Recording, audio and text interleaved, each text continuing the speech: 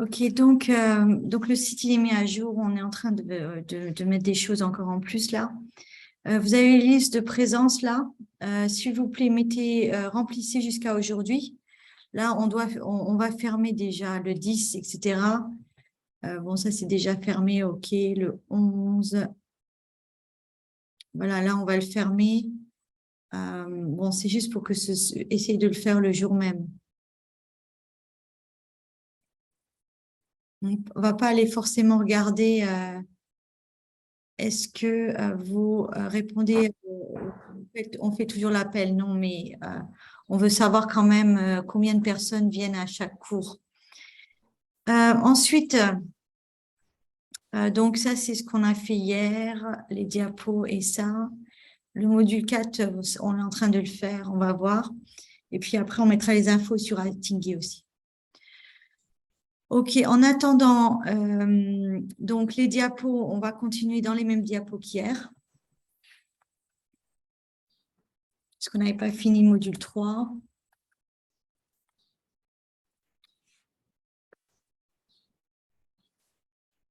Voilà, les diapos sont là. Et aujourd'hui, là, on va parler des outils de collaboration. OK?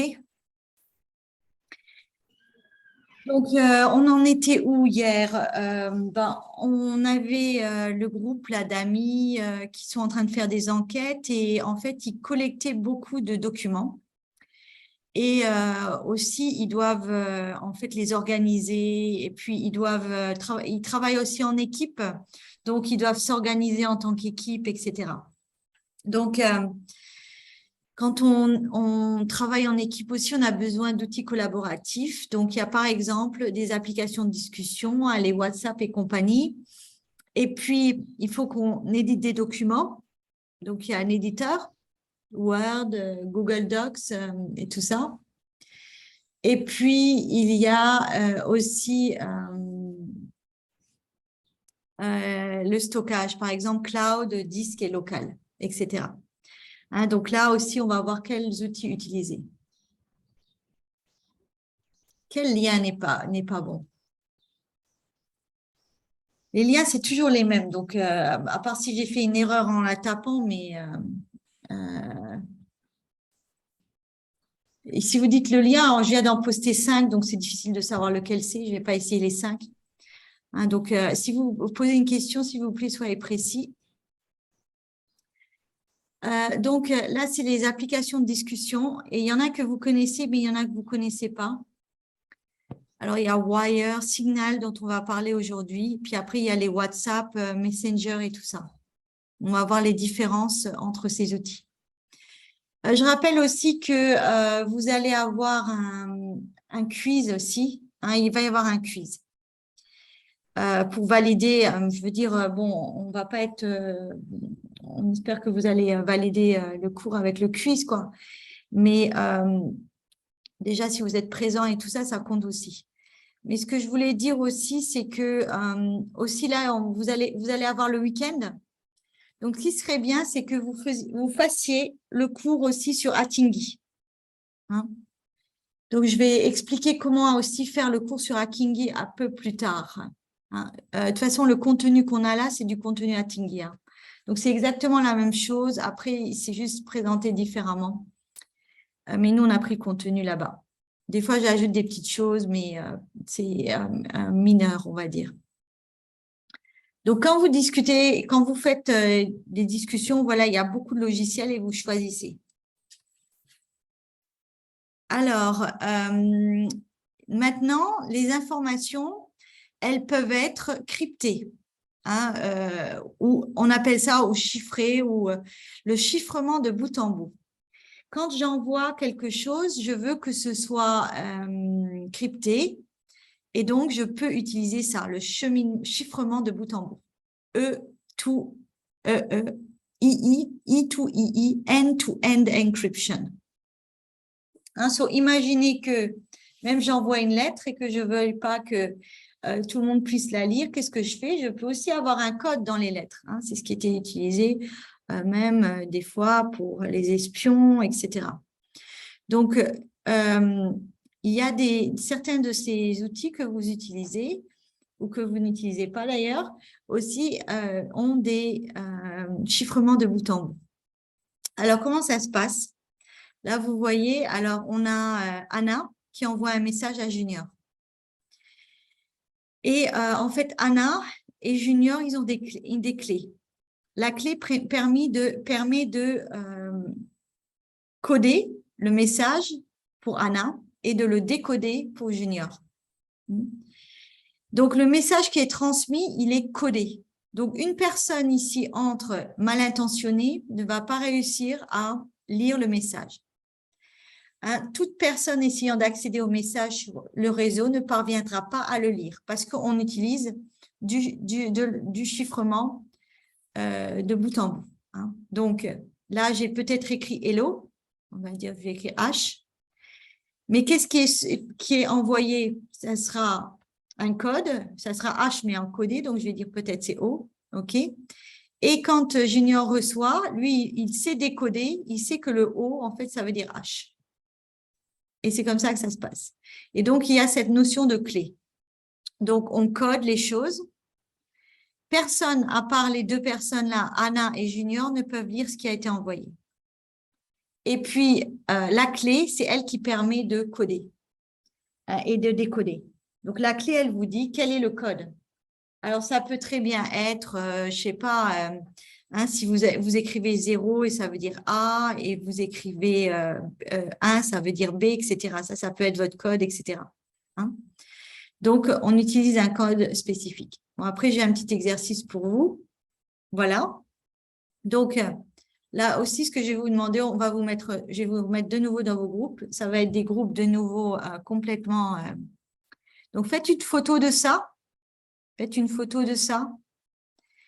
Alors, vous avez les lettres de l'alphabet. On va dire que chaque lettre, elle a un code entre.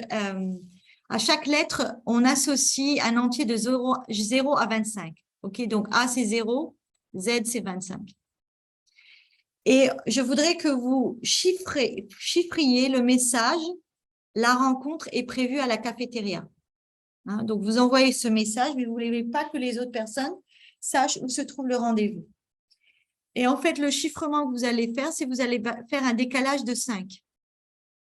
Alors, un décalage de 5, c'est-à-dire le L,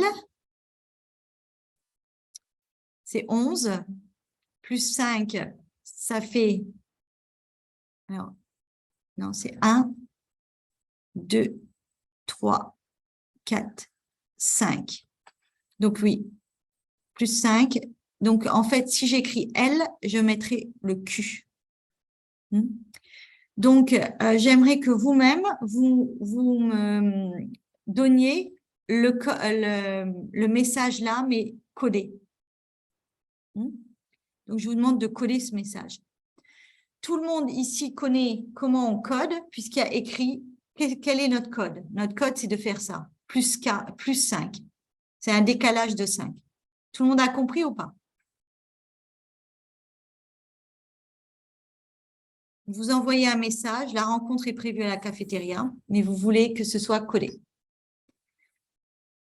C'est-à-dire, vous ne voulez pas envoyer ça comme ça sur un bout de papier. Parce que si quelqu'un intercepte le messager, qu'est-ce qui se passe? Tout le monde va être au courant que ça se passe à la cafétéria. Donc, au lieu de faire ça, on demande de faire un chiffrement, donc un codage. Et là, on fait chiffrement par décalage et de la clé K égale 5. Donc, si on écrit L, par exemple, on fait un décalage de 5. Donc, L, c'est 11, plus 5, c'est 16. Donc, en fait, le code, ça commence par Q. D'accord? Donc, Madame, je n'ai pas bien compris. Est-ce qu'on utilise les chiffres ou bien on utilise vous les lettres? utilisez les lettres. Vous utilisez les lettres. Ah, ok. Mhm. Merci. Seulement. OK, donc je vous laisse réfléchir et quand vous l'avez, vous pouvez l'écrire dans le chat, par exemple.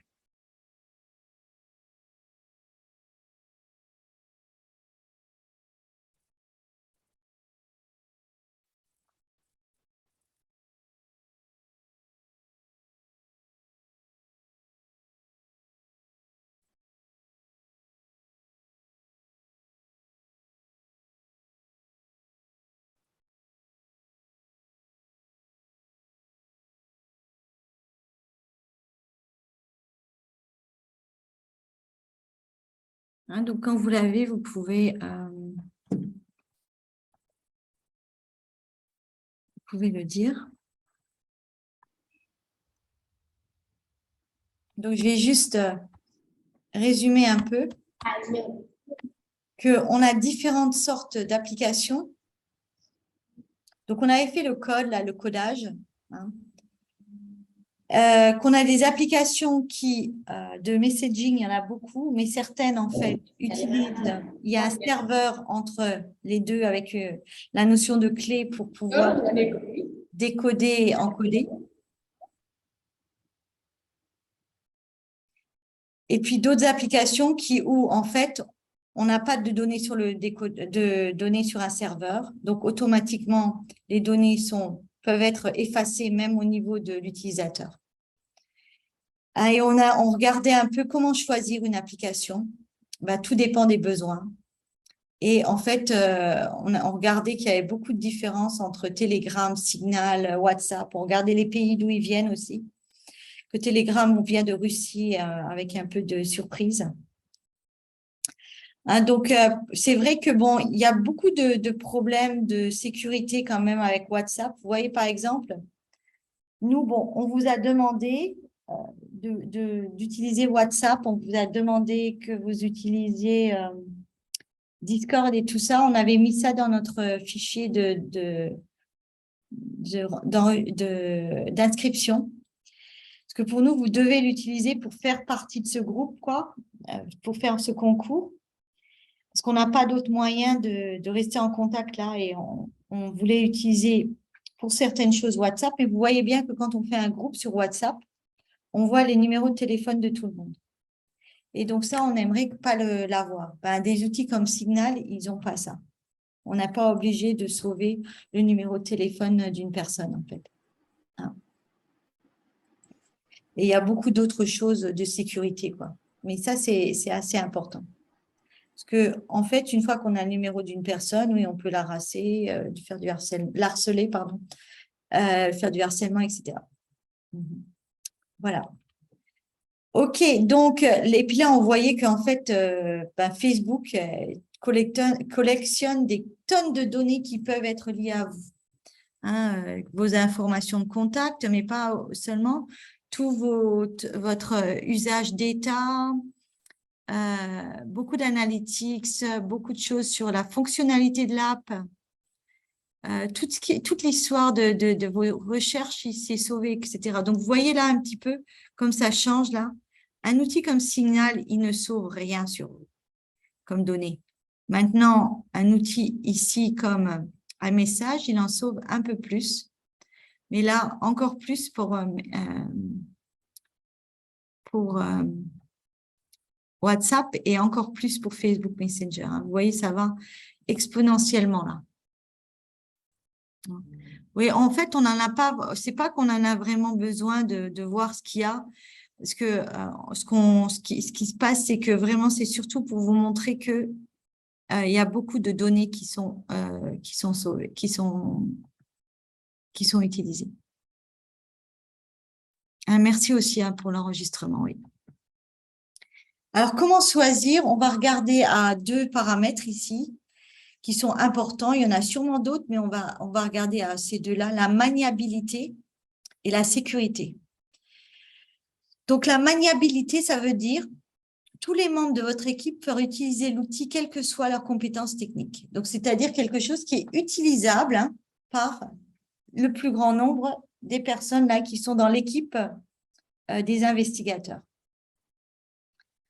Et la sécurité, elle, quant à elle, elle fait référence à un outil qui a mis en place des précautions pour assurer la sécurité de tous et la confidentialité de leurs informations. Donc, qu'est-ce qui est fait dans ce logiciel pour la sécurité? Bon, on voit quand même que les entreprises qui collectent le plus de données, de toute façon, c'est Google et Facebook. Hein, donc, ça, c'est eux qui ont beaucoup de problèmes dans différents pays à cause de ça. Hein, et les lois sont différentes d'un pays à l'autre.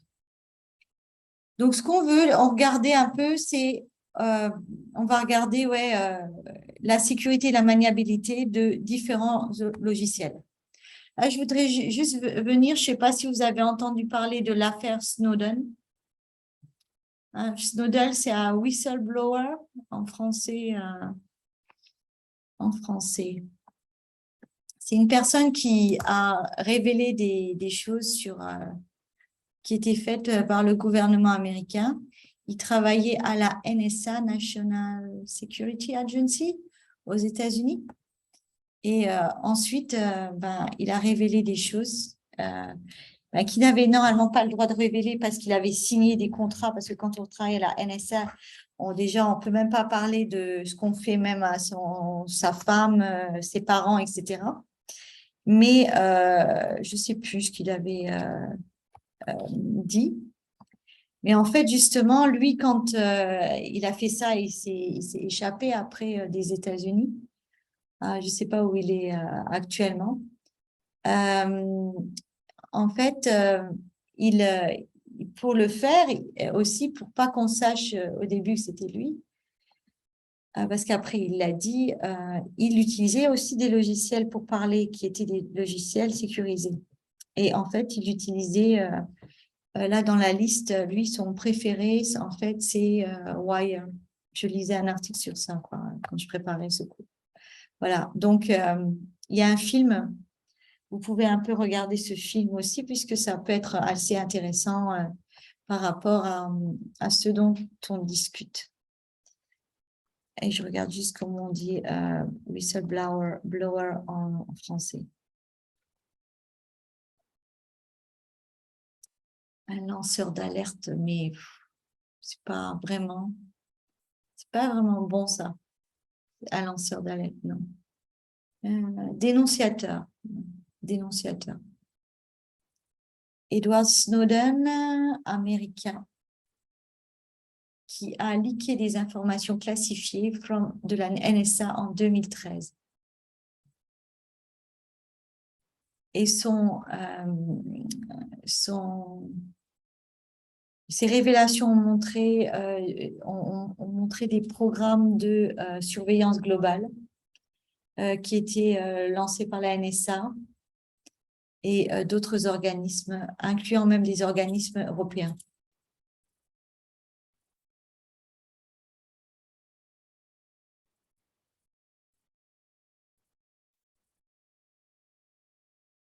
Je regarde juste, je suis en train de lire sur Wikipédia, juste je voulais voir où il était actuellement.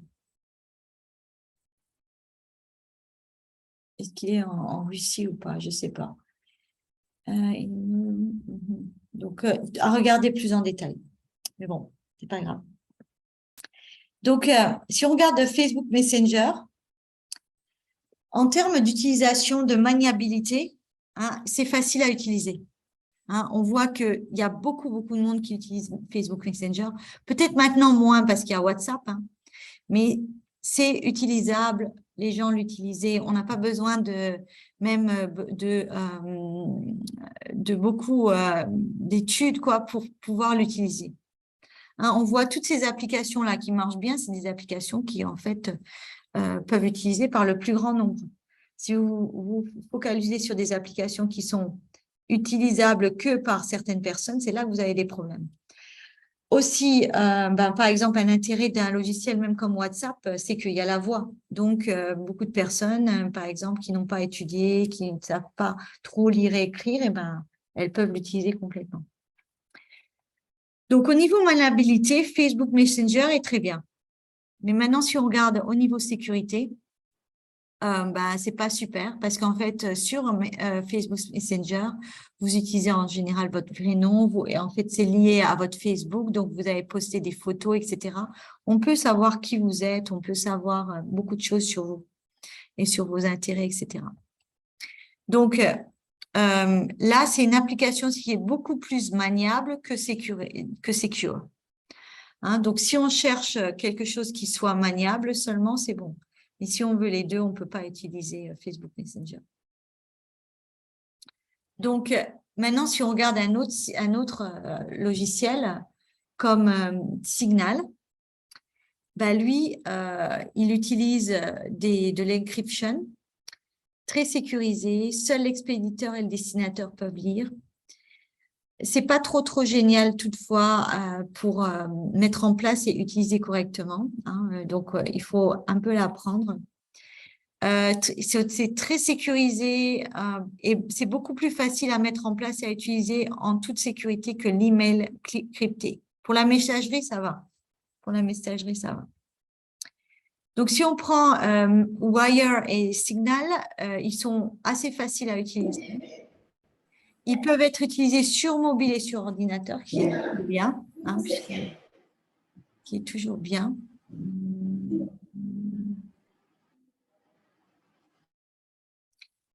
Signal vous permet de fixer des limites de données et de stockage mobile, par contre. OK, donc ça aussi, ça peut être intéressant dans certains cas. En termes de sécurité, Wire ne nécessite pas de numéro de téléphone. Signal peut être associé à n'importe quel numéro. Vous pouvez utiliser une carte SIM jetable pour le configurer. Voilà. Donc, si on ne veut pas laisser de traces, on configure d'abord, après, voilà. Toutes deux utilisent le chiffrement de bout en bout par défaut.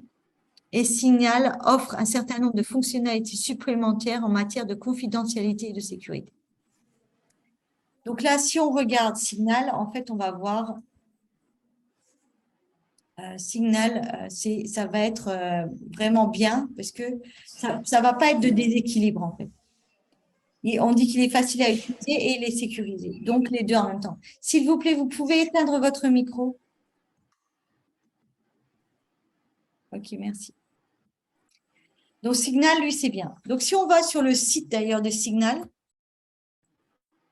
alors ça dépend. Hein, je veux dire, il y a des personnes qui vont vous dire qui ne vont jamais utiliser WhatsApp. Il y en a certains d'entre vous, d'ailleurs, qui nous ont mis ça dans le questionnaire. Je n'utilise pas WhatsApp. Après, moi, j'ai travaillé des fois sur un projet avec des personnes. Ils avaient un autre logiciel. Ce n'était pas Signal, mais c'était quelque chose d'autre. Mais aussi, en fait, c'était des chercheurs et en fait, ils ne voulaient pas que quelqu'un ait accès à ce qu'on faisait. Donc, voilà, c'était aussi un logiciel de ce genre. Donc, tout dépend de ce qu'on veut faire et pourquoi on veut le faire. Donc, Signal existe pour mobile et pour desktop. Et qu'est-ce qu'ils vous disent? Speak freely. Say hello to a different messaging experience. An unexpected focus on privacy combined with all the features you expect. Donc, il y a une focalisation sur la vie privée. Ça ressemble à n'importe quel autre messaging app, mais c'est juste plus adéquate pour tout ce qui est vie privée. Donc là, vous voyez, même Edward Snowden, il a écrit j'utilise Signal tous les jours. Voilà. Parce que lui, en fait, il veut pas qu'on sache où il se trouve, etc. Donc, il est obligé, s'il veut utiliser ce genre de logiciel, il est obligé de faire ça.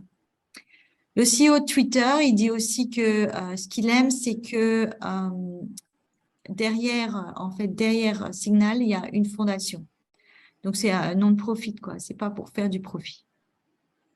Et c'est open source, peer-reviewed et funding sponsorisé seulement par des bourses et des donations.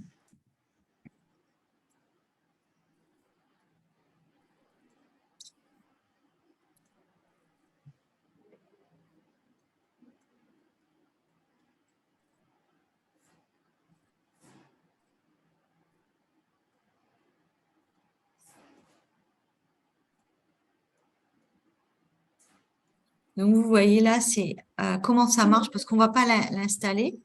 À part vous, si vous voulez l'utiliser, vous allez l'installer. Bon, on voit aussi de plus en plus de personnes qui utilisent en fait aussi Telegram actuellement. Alors, Telegram, ouais.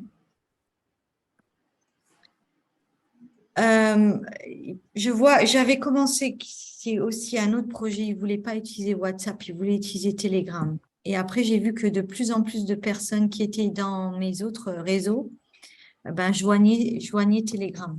Bon, ça, alors je me dis d'abord aussi, même ça, ce n'est pas de la privacy. Parce que si je reçois une notification chaque fois que j'ai une personne de mon réseau qui joint Telegram, je trouve que, voilà, pourquoi je dois savoir qu'une personne a joint Telegram? Hein, ça, je pense, c'est un problème aussi. Mais justement, Telegram, il faut dire que vous voulez la confidentialité des données, parce que sinon, c'est pas par défaut.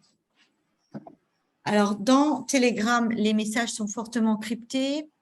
Vous pouvez masquer votre numéro dans les groupes de discussion avec des personnes qui ne figurent pas dans vos contacts. Donc ça, c'est intéressant. C'est une application plutôt facile à utiliser. Donc, les messages normaux ne sont pas chiffrés. Vous devez activer manuellement une fonction qui s'appelle Secret Chat pour les messages cryptés. Et le chiffrement bout à bout ne fonctionne pas du tout dans les discussions de groupe. Donc, vous voyez, en fait, Telegram, il vous dit c'est encrypté et tout ça, mais en fait, il y a beaucoup de laisser-aller, on va dire. Donc, voilà la conclusion pour Telegram. Hein, c'est maniable. En fait, c'est maniable, c'est utilisable. Pourquoi? Parce qu'en fait, ça ressemble à WhatsApp. Il y a beaucoup de personnes qui utilisent WhatsApp. Et puis donc, maintenant, c'est facile pour elles aussi d'utiliser Telegram.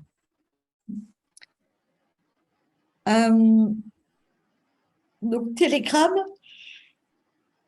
je ne suis pas vraiment abasourdie, on va dire, pour Telegram. Donc, si on compare en termes de sécurité et maniabilité, si vous voulez les deux en même temps, vous allez faire du wire ou signal. Et là, on voit que la maniabilité, c'est Facebook Messenger, Telegram. Et la sécurité email crypté est beaucoup plus sécure même que là. D'accord? Donc, vous, si vous aviez le choix et que vous vouliez vraiment être dans un environnement crypté et un environnement où les données ne sont pas partagées avec l'organisation tierce, vous utilisez Wire ou Signal. Vous pouvez essayer, hein, vous pouvez complètement le télécharger. Donc, si vous téléchargez l'app, alors, est-ce que tout le monde ici dans le groupe, j'espère que vous avez tous déjà téléchargé une app. Hein, donc, vous pouvez la télécharger, la chercher dans Google Play Store ou dans iOS App Store. Par contre aussi, une chose, c'est que vous devriez toujours télécharger vos apps des App Store, mais pas la télécharger en ligne comme ça dans votre navigateur. Ça, ce n'est pas sécurisé. Parce que quand vous téléchargez une app sur le App Store, elle a été testée et on sait que donc par Apple et par Google, donc on a plus de, comment on dit, de confiance en cette app. Donc, vous pouvez télécharger l'app Signal. Et en fait, dans Signal, vous pouvez créer des groupes. Alors, si vous créez un groupe dans votre enquête là, d'investigateurs, qu'est-ce qu'il faudrait faire? Il faudrait créer un groupe qui n'a rien à voir.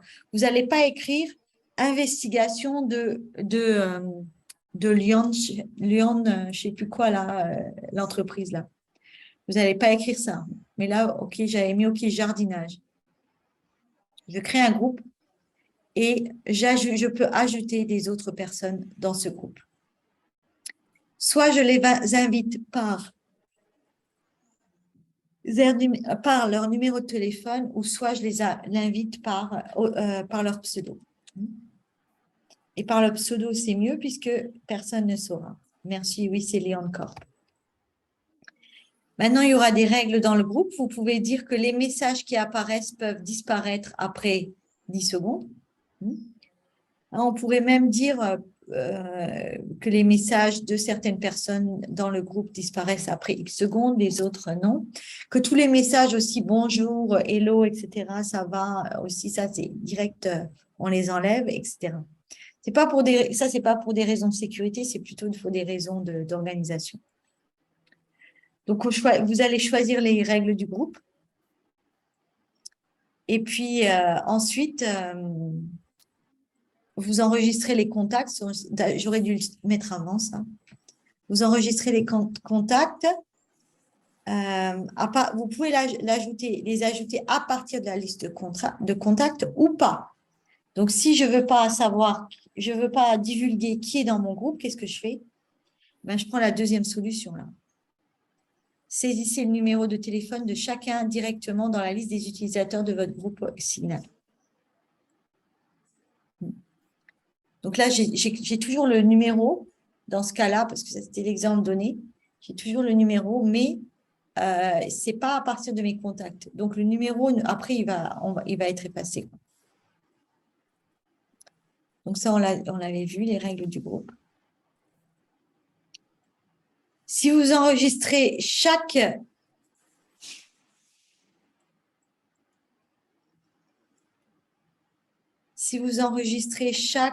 coéquipier comme un contact dans votre téléphone le plus, c'est simple et ça ne nécessite pas de planification préalable.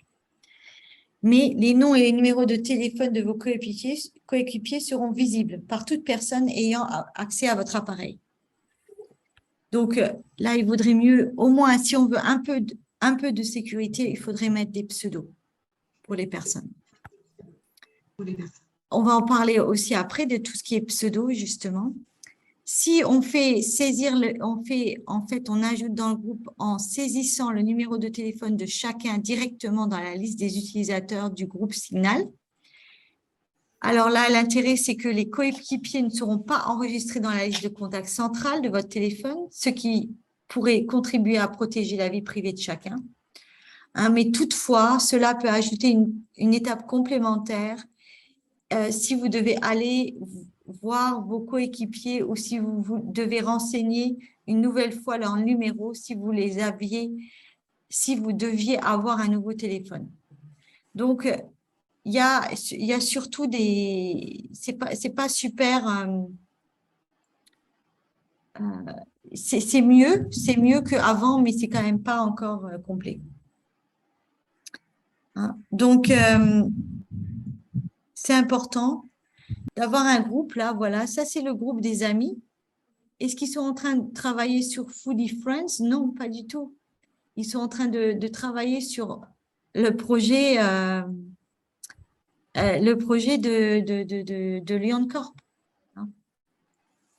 Donc, mais ils veulent pas que personne ne le sache, donc ils ont dit Foodie Friends. Donc, mais ils sont leur petite équipe. Donc, on en est aussi dans le process, là, on en est dans la documentation. Je vais remettre le slideshow.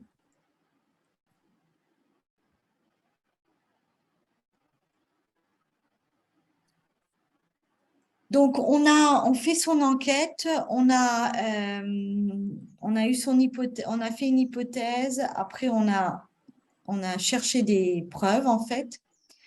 Et maintenant, on a tous les documents et tout ce qu'on produit. On peut produire aussi des rapports, des minutes. Si on a une réunion, on peut faire un rapport de cette réunion. Et tout ça, on veut le garder stratégiquement. On garder stratégiquement la trace des mesures que vous prenez et des informations que vous recueillez. Hein, donc, il faut se poser un peu et regarder à ça. Vous demandez aux personnes et vous posez des questions, vous posez des questions à vous-même et en fait, ça va marcher, quoi. Alors, maintenant, on enregistre aussi tous les détails tels que la nature, le lieu, le moment, la raison et la manière dont les données ont été collectées pour les conserver dans leur forme initiale et bien plus encore. Donc, toutes les données là qui sont enregistrées, on veut séparer ce qui est original et ce qui n'est pas original. Parce qu'il se peut qu'on modifie un peu des fois les documents. Et c'est là qu'on peut avoir un problème, puisqu'on ne peut plus prouver que c'est la personne qui a tout fait sur le document, puisqu'il y a eu une altération.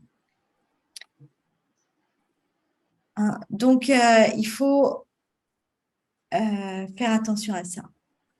Maintenant, voici la liste des choses à faire. On avait une hypothèse où on avait l'original de l'hypothèse et aussi toutes les modifications apportées.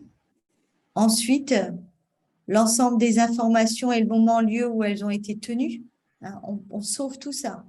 Donc, s'il y a une réunion, mais on le sauve d'une certaine manière, on ne va pas dire, OK, on a une réunion avec Anna à la pizzeria du coin, etc. Non.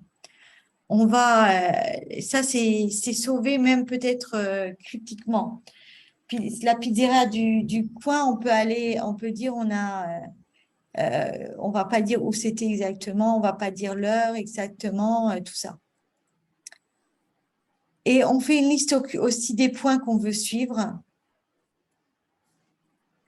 Là, ça c'est le plan, quoi, le plan. Et toutes les questions relatives aux différentes informations que vous avez collectées aussi, on veut voir ça. OK? Donc, dans notre documentation, on a un objectif pour la documentation. On veut créer un enregistrement vérifiable du processus de recherche et des résultats de l'enquête. Donc, on documente le processus. On a eu un entretien, on a fait une recherche sur Internet, on a trouvé un rapport ou une publication sur le sujet. Donc, tout ça, c'est des choses vérifiables qui existent et dont on peut dire quelle est la source. Vous voulez vous assurer que vos recherches sont solides et qu'elles peuvent faire face au contrôle et à la critique si quelqu'un tente de contester ou de rejeter vos résultats. Hein, donc, vous avez tout un backup là, de preuves, etc. Donc, c'est ça qu'on est en train de faire là. Maintenant, on documente, on a déjà fait tout le reste. Donc, pourquoi documenter? Parce que ça permettra de partager l'information, de l'expliquer et aussi, si on remettre, alors oui, je ne sais pas, ce n'est pas super bien en français, mais remettre, c'est si on n'a plus envie de faire le projet pour certaines raisons, le remettre à quelqu'un pour pouvoir continuer.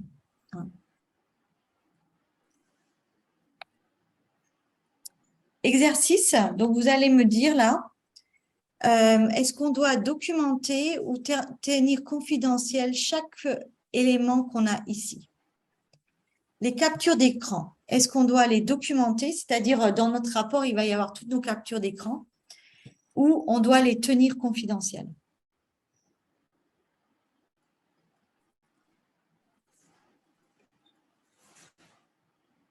Wally?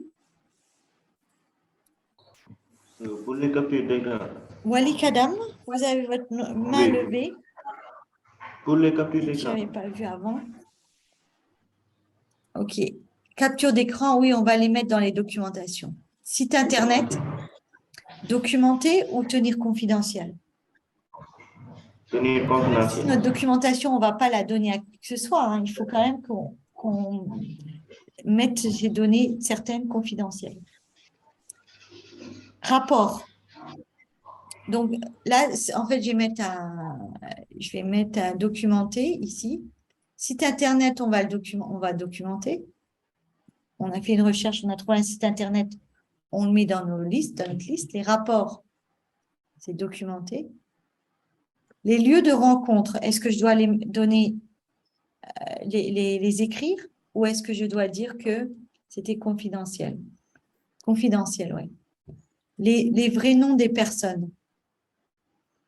Ça, je ne veux pas donner les vrais noms, ils sont confidentiels. Numéro de téléphone des témoins aussi. Tu vas me mettre ici. Numéro de téléphone. Ça va être, ça va être confidentiel. Surtout. Et en plus, ça, c'est des données privées, donc il faut les laisser confidentielles. OK. Donc, on sait ce qu'on va mettre ou pas. Pour ou contre documenter, alors, on prend un scénario.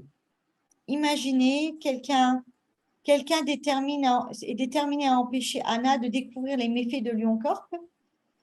Elle accède à la documentation d'équipe. Il utilise les informations concernant les témoins et lance une campagne d'attaque ciblée contre eux afin de les intimider et les contraindre au silence. Ben, qu'est-ce qui se passe là? Ben, c'est Anna qui avait mis tous les noms. Ben, Anna a fait une faute là. Elle ne devait pas mettre des noms. Donc, en fait, on veut utiliser des faux noms ou des pseudos, quoi. Alors, il vaut mieux prévenir que guérir, hein, comme on le dit. C'est pour ça qu'on a beaucoup parlé de ce qu'on fait en amont. On veut réduire les risques d'exposition des informations. On veut empêcher l'exposition des noms des témoins, surtout. Hein. Vous voyez bien que même ça, même les journalistes le font. Désolée. Alors, pour réduire les risques d'exposition des informations, pour éviter tout accès inapproprié, suivrez les pratiques de sécurité, le verrouillage d'écran. Vous voyez bien, des fois, dans les films, l'écran n'est pas verrouillé, parce que je prends l'exemple des films, quoi. Et puis, il y a quelqu'un qui vient, qui essaye de voir la chambre où est un des malades, etc., pour aller l'assassiner, quelque chose comme ça. Moi, je regarde beaucoup de films, donc voilà, j'ai beaucoup d'exemples de films. Les mots de passe aussi, hein, ça, on a vu quand même que les mots de passe, c'est important. Vous pourriez aussi d'ailleurs faire une application sur ça. Est-ce que c'est un bon mot de passe ou pas? Ou combien d'années, combien de temps il faudrait pour craquer ce mot de passe? Là, je suis en train de remettre une diapo dans la session 2 sur ça d'ailleurs, que vous voyez qu'il y a des mots de passe, il faut des années pour qu'un logiciel puisse le trouver. Et puis, il y a d'autres mots de passe, il faut seulement 60 secondes, etc. Hein. Donc, il y a aussi l'authentification à 2 facteurs. Je ne sais pas si vous vous rappelez, je vous avais montré Duo Mobile, où vous avez un mot de passe, oui, mais après, vous avez aussi un code qui est unique. Après, pour empêcher l'exposition des noms des témoins, ne partagez pas les véritables informations personnelles, mais ayez comme on l'a dit, des pseudos. Donc, on veut essayer de rester le plus anonyme possible pour se protéger. Donc là, par exemple, vous voyez, eux, les amis là, qui font leur investigation, en fait, ils se sont appelés Foodie Friends, mais pourtant, ils ne travaillent pas du tout sur des choses de nourriture, etc. Donc, dans votre documentation, pensez à vous attribuer à vos contacts et à des groupes des pseudonymes, par exemple, ici, Lyon Corp. Attribuez-les dès le début de votre projet et utilisez les identités alternatives de manière cohérente. Si une source vous ajoute comme contact dans son téléphone, suggérez-lui d'utiliser également un pseudonyme pour vous identifier. Voilà. Donc, exercice, faire ou ne pas faire. Vous allez me dire si c'est faire ou pas faire. Donc, on va faire F pour faire et ne pas faire, on va faire N. Laissez chacun choisir son pseudo. Est-ce qu'on devrait faire ça ou pas? Oui, faire. Utiliser des abréviations, sauf celles qui sont identifiables comme des initiales. Oui, c'est faire. Donc, mais par exemple, oui, on essaye de ne pas utiliser les initiales. Moi, mon initiale, c'est CS. Ça va être trop évident, ça. Faire en sorte que les pseudos soient faciles à mémoriser, mais non nuisibles pour les autres. Facile à mémoriser, oui, parce qu'on est obligé après d'utiliser ça. Donc, ça doit être, je sais pas, souvent, en fait, on va voir là, d'ailleurs, on utilise un thème, suivre un thème, animaux, fleurs. OK, elle, c'est tulipe, l'autre, c'est rose, etc. Donc, ça aussi, ça sera faire. Mais vous voyez bien que aussi, même aussi des fois, dans des messages radio, on dit, on donne des noms qui sont complètement différents. Donc, ce n'est pas des choses nouvelles, hein, ça, c'est des choses qui existent depuis. Après, c'est juste qu'il y a des technologies aussi qui sont plus puissantes maintenant pour faire certaines choses. Donc, les algorithmes de cryptage, ils doivent être plus puissants parce que justement, il y a plus de possibilités d'être nuisible d'ailleurs et d'être malveillant.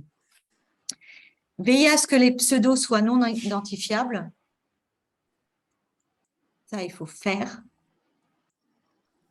Choisir un pseudo en ligne avec votre travail ou vos loisirs ou vos pseudos sur les réseaux sociaux. Faire ou ne pas faire?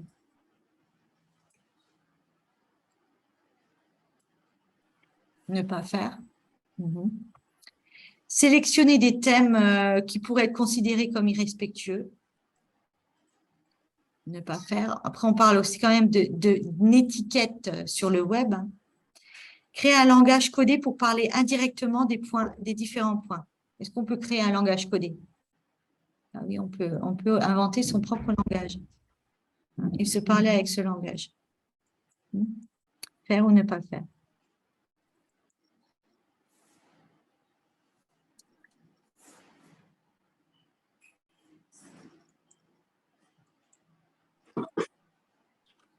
Allô? Ok, donc voilà, là, donc ça, c'est des choses à faire et ne pas faire. Alors, les pseudonymes. Alors, on a un témoin qui s'appelle Maria Gomez. Alors, vous lui donneriez quoi comme pseudo? MG ou Muffin aux pommes?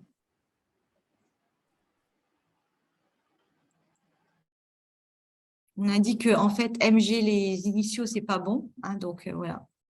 Donc, en fait, la bonne réponse, c'est Muffin aux pommes. Un muffin, je ne sais pas si c'est un gâteau. Hein.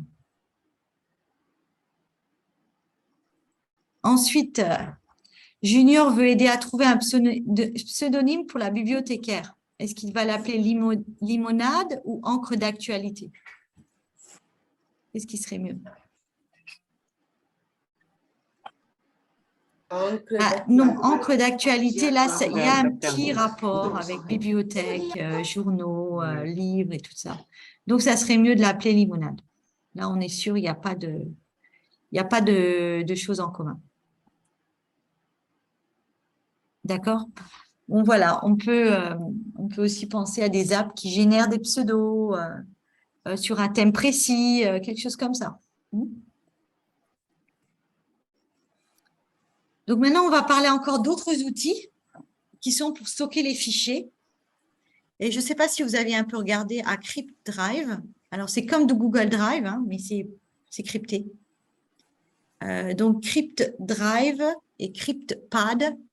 CryptPad fournit une suite bureautique complète avec tous les outils nécessaires à une collaboration. Texte, feuille de calcul, Kanban, c'est affaires en progrès fait. On pourra peut-être en parler à un moment quand on fera le projet. Et des présentations, des dessins, des sondages, etc. Et ce qui est intéressant, c'est que oui, tout est crypté. On n'a même pas besoin d'ailleurs au début de créer un compte. On n'est pas obligé de créer un compte pour CryptDrive.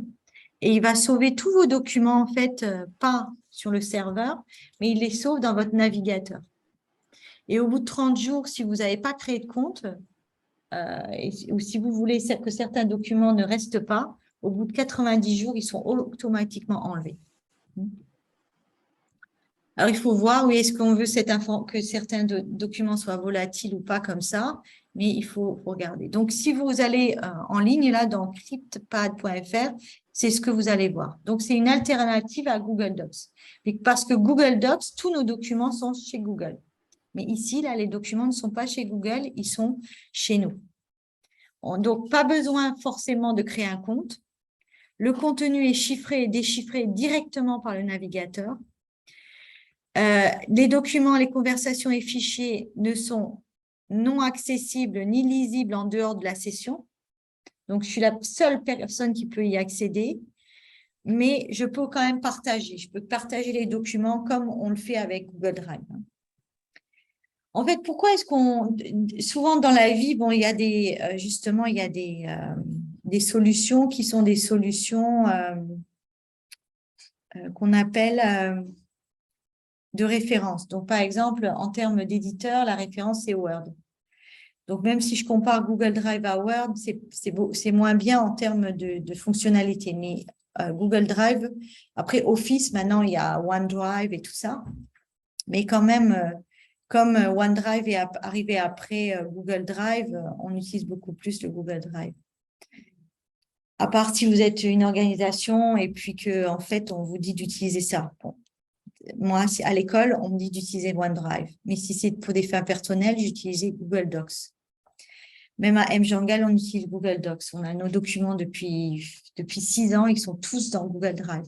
On ne peut jamais rien perdre et on fait complètement confiance à Google.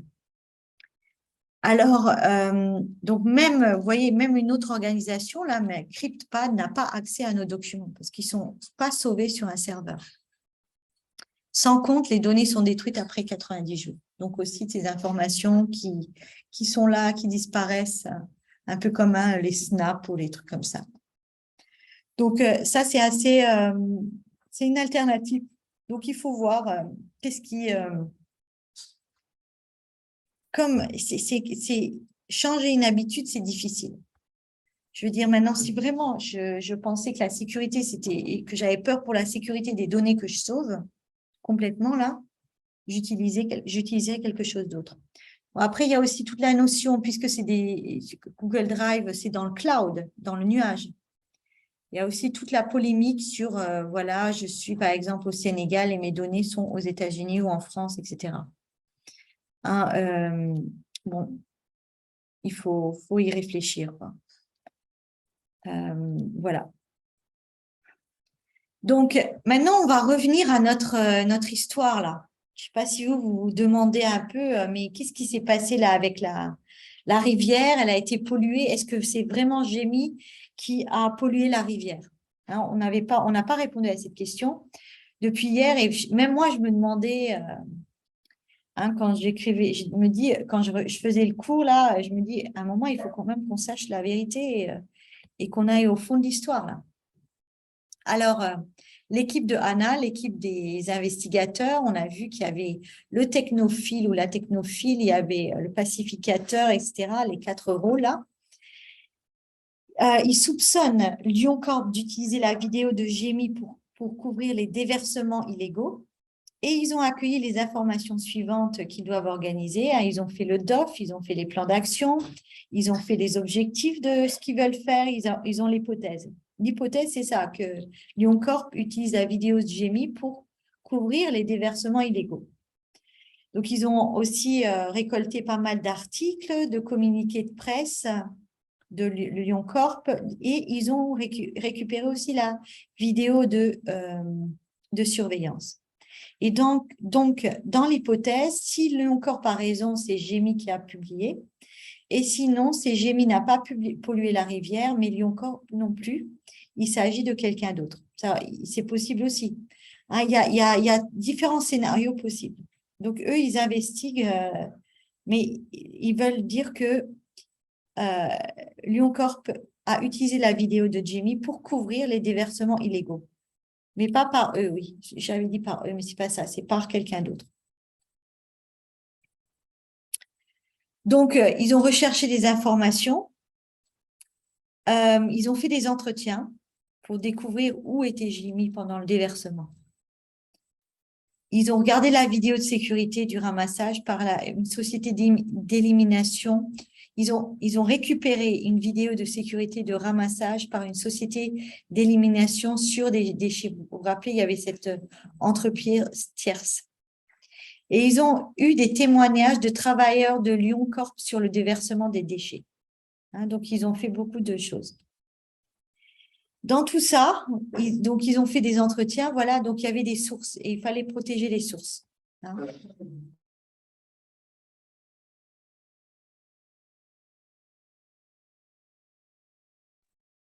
Protéger les sources. Donc, il y avait une source qui s'appelait Jane et ils ont bien protégé Jane pour qu'elle ne soit pas divulguée ces informations. Aussi, toutes les informations privées qu'on sélectionne, comme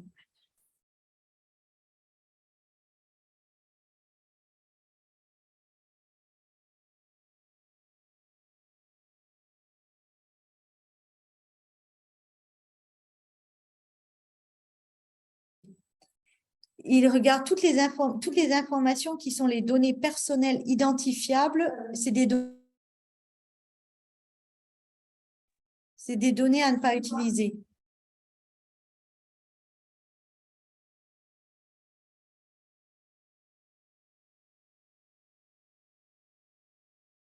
Désolée, hein, il y a beaucoup de bruit aujourd'hui. Les dossiers financiers, par exemple, c'est des choses à ne pas divulguer. Les dossiers médicaux, les dossiers éducatifs et les dossiers professionnels. Hein. C'est des données identifiables à ne pas, à faire très attention.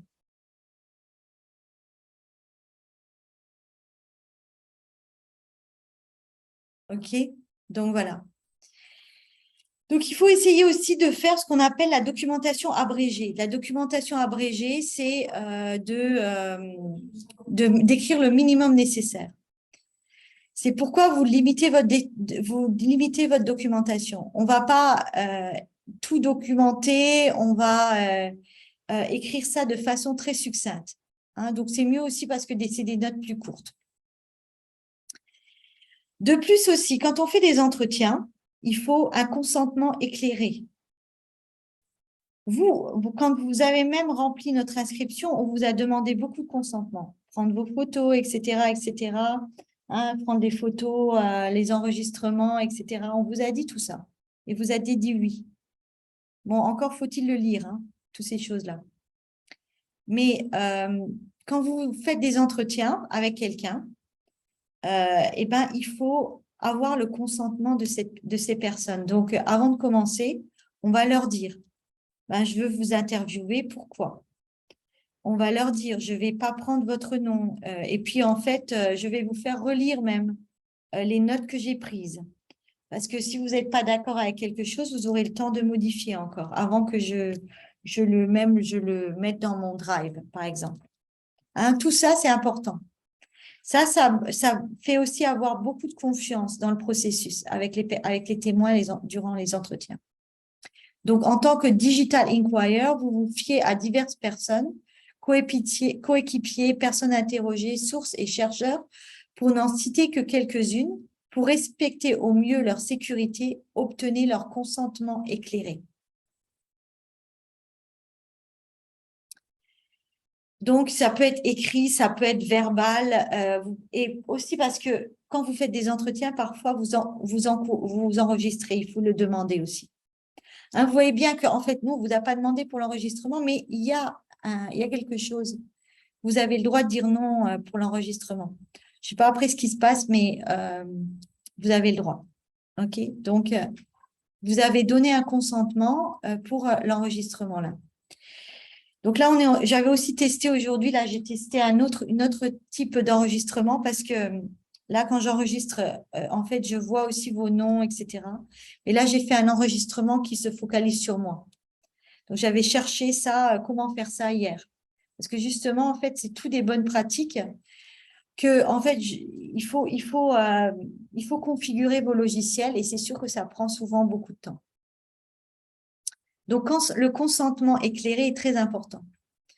Donc, il faut le demander en utilisant un vocabulaire simple et direct, être direct et donner les détails, donner des moyens clairs de refuser et respecter les droits de retirer le consentement à un instant donné. Hein, donc, bon, c'est sûr, après, ça fait plus de boulot aussi. Hein, c'est pour ça que des fois, on ne met pas tout en place parce que ça fait du boulot. Bon, moi, je parle de cours, dans des cours aussi, justement, et il y a aussi beaucoup de choses. Si par exemple, il y a une personne qui ne veut pas être prise en photo, ok, cette personne pourrait fermer sa caméra. Si elle ne veut pas qu'on voit son nom, ben, cette personne peut utiliser un pseudo. Vous pouvez utiliser là, justement, donc, moi j'aime bien voir vos noms, mais on voit qu'il y a un TechnoSpark 8C, ben, c'est votre pseudo. Peut-être vous voulez qu'on vous appelle comme ça parce que vous ne voulez pas qu'on sache que vous êtes là, etc.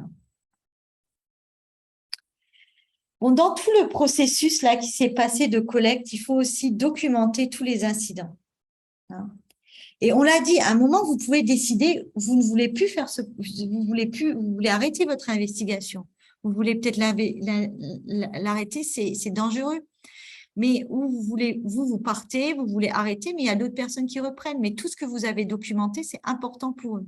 Et même les incidents, vous les documentez. Donc, les incidents tels que vous êtes suivi, vous avez été harcelé, etc., vous notez ça.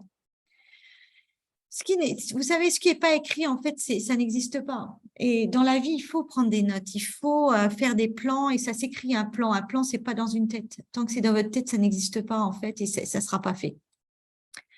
Bon, en plus de documenter vos résultats, donc vos entretiens, vos hypothèses, vous devez garder une trace de tout ce qui vous préoccupe. Vous pouvez y revenir en adoptant les meilleures pratiques en matière de documentation des incidents. Exemple.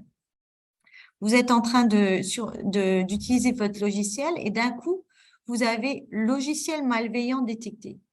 Donc, vous savez, vous avez déjà vu aussi qu'on peut installer des logiciels sur votre téléphone et on peut lire tous vos messages, etc. Une autre personne peut savoir où vous êtes, etc. Ça peut être très bien important parce que vous êtes un parent qui veut voir où est son enfant, ça c'est OK. Mais sinon, bien sûr, on n'a pas le droit de le faire sinon. Hein? Donc, tout au long de votre enquête numérique, vous pouvez être confronté à des incidents de sécurité, soupçonner que vos appareils ont été trafiqués, etc. Donc, ça, vous voyez un incident, vous le marquez. Et vous avez le technophile qui doit en fait mettre à jour les logiciels, etc. pour être sûr qu'il n'y ait pas de problème. Peut-être aussi, là, une personne a été suivie dans la rue. Voilà, donc ça aussi, c'est surtout ce genre de choses. Il faut le noter. Il faut en parler aux autres aussi hein, dans ce cas-là. Et puis, il faut toujours avoir les numéros des urgences disponibles. Donc, qu'y a-t-il dans votre journal, dans le journal que vous tenez avec tous vos documents hein, on répond souvent à ces questions-là, qui que quoi, où et quoi d'autre, et pourquoi des fois. Et là, je pense qu'ils ont oublié pourquoi. Hein, c'est toutes des questions qu'on se pose. Mais on en reviendra à ça puisqu'on va utiliser, on va parler dans du brainstorming. Aussi, quand vous documentez, vous le faites de façon collaborative. Donc, les autres doivent pouvoir lire vos notes et doivent pouvoir aussi les comprendre. Hein, donc, vous avez même ce codage entre vous, hein, des noms, vous pouvez même avoir un codage complet. Vous devez vous mettre d'accord sur ce que vous allez utiliser comme outil. Hein, et on a le technophile hein, qui est là pour ça. Vous pouvez vouloir utiliser un navigateur qui est plus sécurisé pour faire toutes ces recherches. Hein, on avait parlé de Tor, le browser Tor pour faire ça. Bon, si vous regardez un peu sur Internet, certains vont vous dire que Tor, c'est un logiciel, un navigateur qui n'est pas bon aussi, qui est pour les criminels, tout ça. Mais non, bon, c'est à deux voies, hein, tout ça.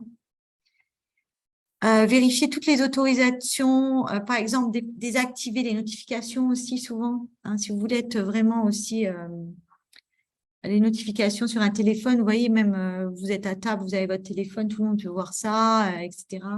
Vous êtes dans un meeting, ça se voit, etc. Donc, même ça, c'est une bonne idée de les désactiver de toute façon hein, dans la vie de tous les jours. Convenez des outils collaboratifs de système de gestion des versions.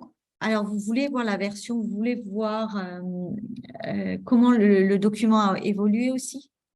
Même vous voyez bien que dans les logiciels, même le logiciel de Google Drive, là, on verra ça, les versions, et comment retourner à une version précédente. Et là, pas de façon anonyme, puisque on a besoin.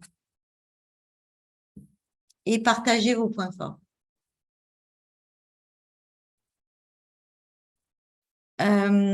Vous avez dans une équipe des compétences différentes et complémentaires que vous devez utiliser. Et tout ça, bien sûr, pour bien documenter, je veux dire, il faut savoir écrire aussi. Écrire hein, bon, en français, parce que, en fait, quand vous écrivez, souvent, c'est en français. Et quand vous allez documenter, c'est en français. Je veux dire, bon, à part si vraiment vous décidez, oui, que ce soit dans votre langue, le Wolof ou une autre langue du Sénégal. Mais si je prends l'exemple de n'importe quelle langue, de toute façon, il faut savoir écrire dans une langue. Hein. Et la façon dont on écrit est importante. Mais ce que je voulais dire, c'est qu'il ne faut pas, même si on est des scientifiques parfois, il ne faut pas penser qu'on ne doit pas savoir écrire. parce que c'est ça qui va faire la différence à un moment donné. Tout le monde a besoin d'écrire dans sa vie. Et si vous êtes un développeur, vous devez écrire de toute façon. Donc, ne pensez pas que, voilà, parce que je suis scientifique, je dois plus savoir écrire couramment en français. Alors là, le dénouement de l'histoire. Alors, qu'est-ce qui se passe avec cette eau polluée? Donc, voyons maintenant ce que l'équipe de Anna a découvert. Ensemble, ils ont examiné les conclusions documentées. Donc, qu'est-ce qui a été vu sur la vidéo? La vidéo ne dure que 5 secondes. Alors, on n'a pas de, on peut pas, ça a été donc sorti du contexte. Hein, donc, on ne sait pas ce qui s'est passé avant et après. Des entretiens avec des sources placent Jamie à la bibliothèque à l'heure estimée du déversement toxique. Donc, la vidéo. Vous vous rappelez, on a parlé des métadatas. Les métadatas, les données sur les données, elles disent à quelle heure cette vidéo a été prise, qui l'a prise, de quel genre de caméra, etc. Et là, on nous dit que, en fait, il y a l'heure et tout ça, on a vu. Mais on voit que Jamie, il était à la bibliothèque parce qu'il nous a dit, et puis on peut même le vérifier, il y a des personnes qui l'ont sûrement vu à la bibliothèque. Et puis, dans la vidéo, on voit Jamie qui déverse environ 1 litre de liquide. Et selon nos experts, des chimistes, il faudrait au moins 50 litres de produits chimiques liquides pour provoquer l'incident.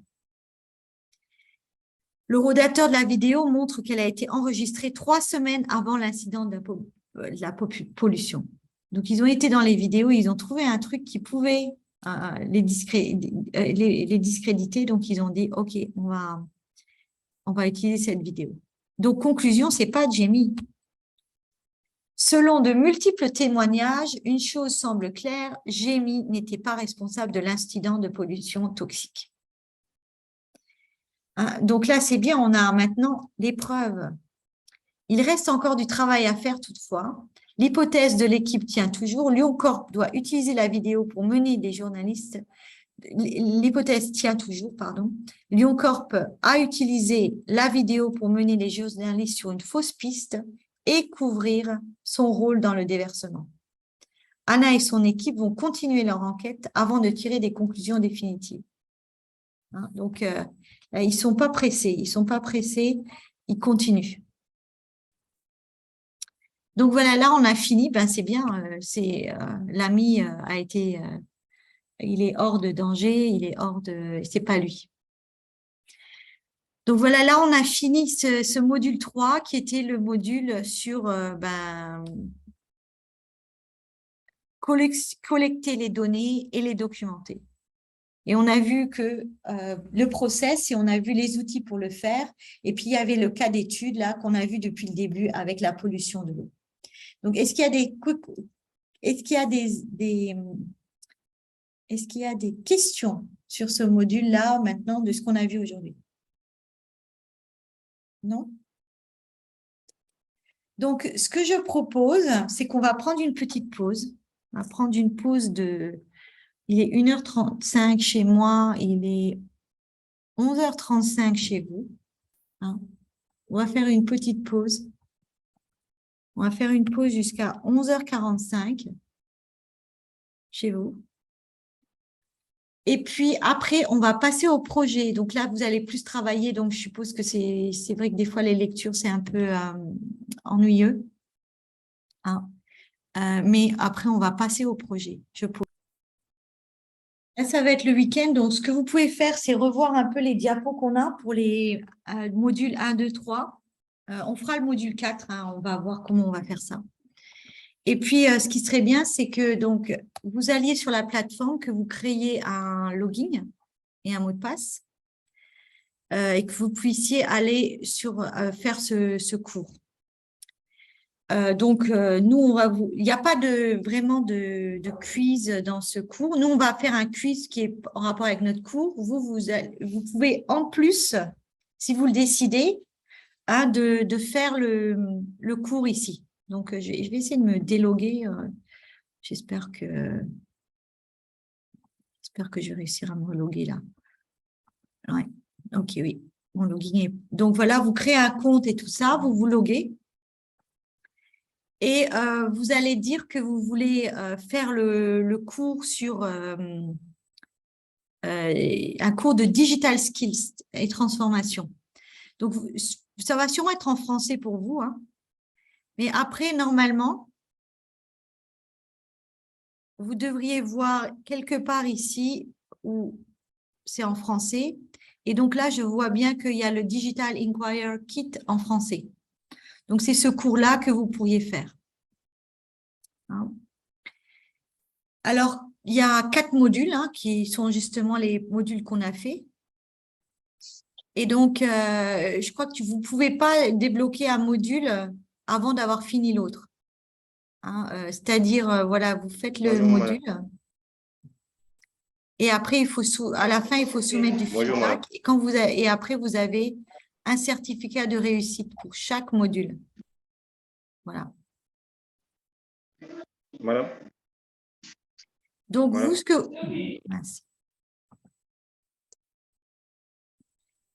que vous pourriez faire, voilà, c'est ça. Pendant le week-end, vous vous dites, OK, je vais faire les modules 1, 2, 3. Même si vous voulez faire le 4, vous faites le module 4. Hein, donc, ça se passe comment? Voilà, vous voyez, vous avez les modules là. Vous pouvez cliquer ici ou vous pouvez cliquer ici. Ensuite, vous avez le module 1 et vous commencez, vous cliquez sur M1 leçon 1. Et là, ce qui se passe, c'est qu'il y a une autre, vous avez là, vous faites entrer. Et là, il y a le cours qui commence. J'attends qu'il y ait voilà, que ça s'ouvre. Voilà, donc là, j'ai redémarré depuis le début.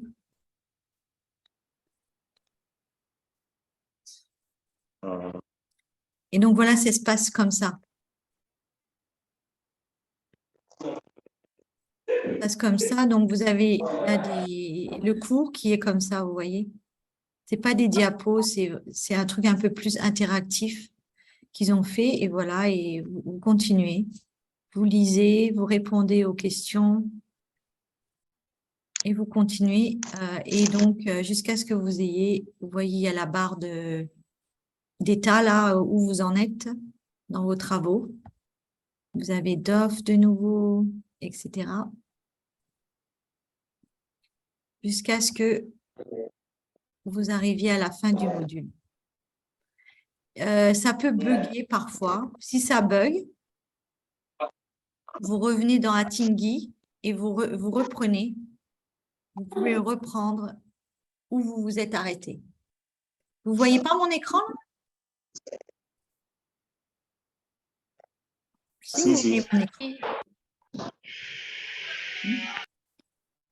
Ici, en fait, voilà, il y a la leçon. Hein, donc, vous êtes sur le module 1. Le module 1, il y a la leçon 1. Et donc, il y a un autre qui… Oh, pardon. Madame, votre écran, on ne voit plus votre écran. C'est juste que je reçois des messages aussi. Donc, voilà. La module 1, voilà. Et on arrive ici, on fait entrer. Et là, il y a une autre fenêtre qui s'ouvre. Aussi, vous pouvez utiliser une application mobile. Ce qui est bien dans l'application mobile, c'est que vous pouvez l'utiliser offline aussi. Donc, il est mieux peut-être pour vous, si vous n'avez pas une bonne connexion pour Attingi, vous téléchargez Attingi dans le store et vous faites les exercices là. Vous lisez le cours et vous faites les exercices. Donc, c'est exactement ce qu'on a fait, mais c'est présenté différemment. Hein. Donc, ça serait bien que certains d'entre vous le fassent. Si vous le faites, vous nous envoyez un email. Vous nous envoyez un email avec vos certificats. Hein. Ça vous donnera des points en plus, quoi. Lequel cours? En fait, le cours, c'est le Digital Inquirer. Donc, le cours, vous le trouvez si vous allez dans Digital Skills. Et si vous le mettez en français, et en français, vous allez voir qu'il y a un cours qui s'appelle Digital Inquirer. C'est le cours là. Hein? Donc, c'est le cours qu'on fait. C'est possible, partout puisque c'est dans le navigateur. Et je dis que si vous avez des problèmes d'Internet, vous devriez télécharger l'application mobile Atingui et le faire sur l'app, puisqu'ils disent que, en fait, ils disent que vous pourriez, si vous utilisez l'app, c'est offline aussi. Hein, et donc, certains, je vois que vous avez des problèmes d'Internet parce que je vois que vous sortez, vous rentrez dans le Zoom, etc. Donc, je me dis, si vous faites ça sur votre navigateur comme ça, vous allez avoir ça va pas être vraiment génial. Alors que si vous le faites sur l'app, ça va déjà être beaucoup mieux. Hein, donc, vous allez dans le Play Store, sur votre téléphone, pas sur votre ordinateur. Moi, là, je vais pas vous montrer mon téléphone, je vais juste montrer ça. Play Store Atingui.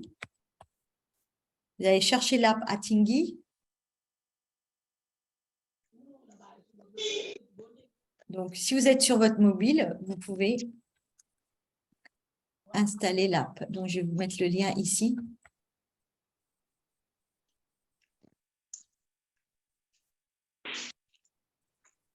Derrière l'app, oui, il y a Moodle, si certains connaissent.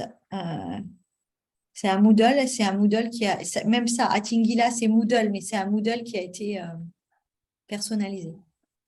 Hein, donc là, vous pouvez l'installer. Je crois que je l'avais installé. Je l'ai installé sur quoi?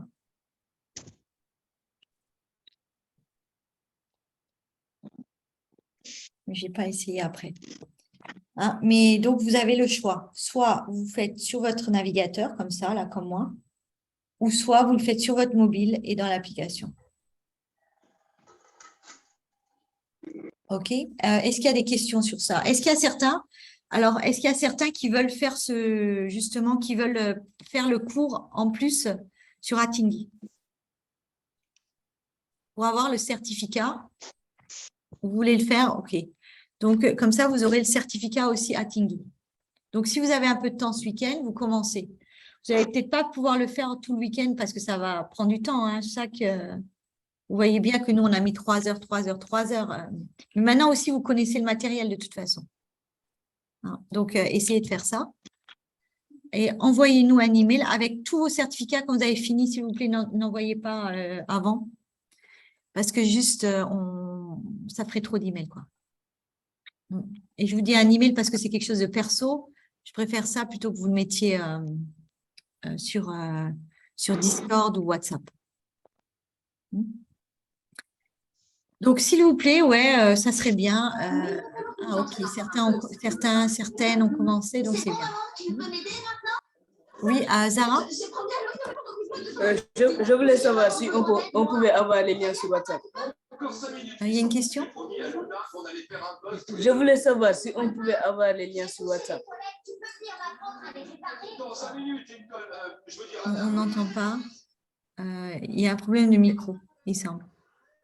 Peut-être que tu peux écrire ta question dans le chat.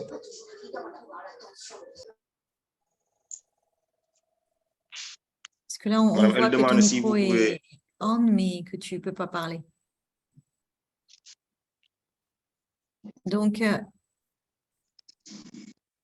Madame, elle demande est-ce qu'il y a d'autres si vous questions pouvez sur mettre ça? le Non? lien dans Donc, le vous groupe nous tenez WhatsApp. au courant, OK? On vous demandera lundi qu'est-ce qui se passe.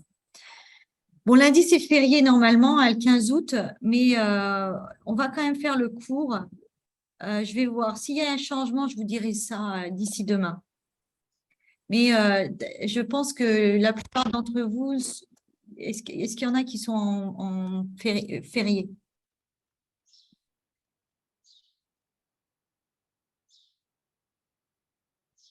Lundi, le 15 août. Bon, vous me direz ça, on mettra ça dans Discord aussi. Eh ben, quelqu'un peut poster les liens sur WhatsApp, oui? Oui, d'accord. Donc, on verra comment faire, OK? Je vais poster sur WhatsApp. Atingui app. Atingui web.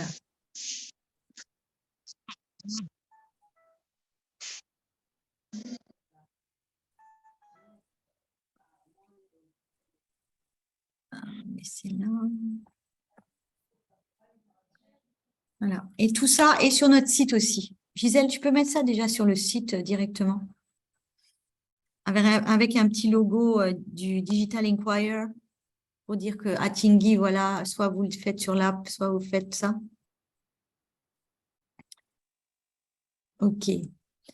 Donc D'accord. là, maintenant, ce que je voudrais qu'on fasse, c'est que vous alliez dans vos équipes. Donc, j'avais un peu regardé encore là vos équipes. J'ai partagé l'écran de nouveau.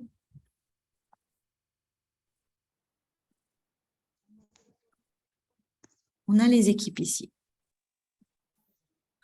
Alors, on en est à combien là? 30, ouais. Donc, vous voyez, tout ce qui est en rouge, là, c'est des choses qui nous manquent. Équipe 1, là, est-ce que vous pourriez mettre, si vous êtes étudiant, non ou oui? Étudiant, ça veut dire à l'université. Ça n'inclut pas les nouveaux bacheliers. Je le répète encore.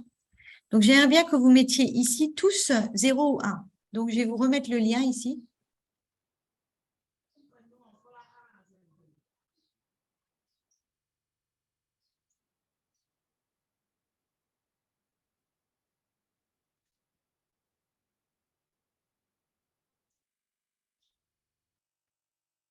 Euh, Et je le mets dans Madame, WhatsApp aussi, équipe. vous avez dit que ça n'inclut pas les nouveaux bacheliers. Et j'aimerais que vous mettiez, vous finalisiez ça. Donc, si je regarde par exemple l'équipe 1. Donc, dans l'équipe 1, je vois au niveau ordinateur, bon, il y a Mamdiara qui a un ordinateur. Et puis, il y a Mamdiara et Radi Babel qui ont des téléphones Android. Donc, ça, c'est bon. Cette équipe-là, elle est fonctionnelle. Parce qu'il y a un ordinateur au moins et au moins un téléphone Android, ce qu'il nous faut. Mais maintenant, cette équipe, je ne sais pas, est-ce qu'ils sont étudiants ou pas? Donc, il faut que vous mettiez 0 ou 1 ici. Hein, donc, il faut que tout le monde remplisse ça. Là, par exemple, équipe 2, oui, tout ce qui me manque, c'est écrit. Hein. Donc, vous remplacez. Donc, on n'écrit pas non, on écrit 0 ou 1. Donc, ça fait 0. Ouais. Quand c'est fait, je mets en blanc. Mais tout ce que j'ai en rouge, ça veut dire que ce n'est pas fait. Vous voyez? C'est comme ça que je travaille.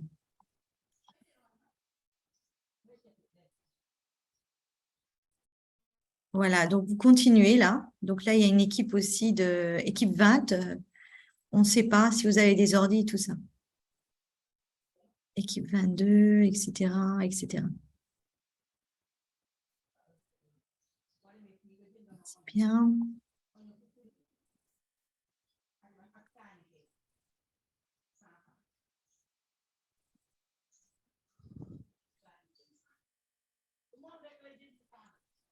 Voilà, donc on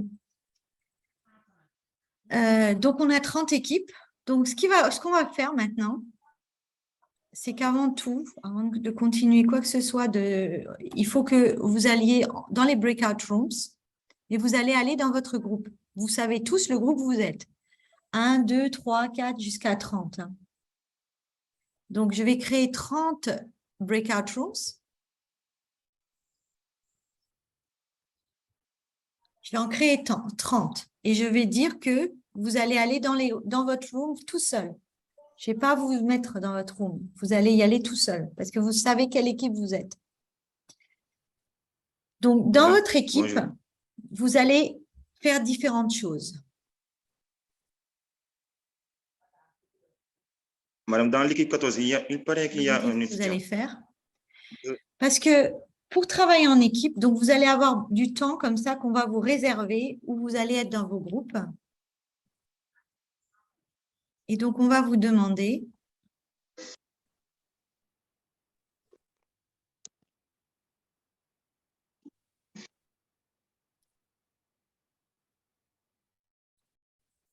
vous allez premièrement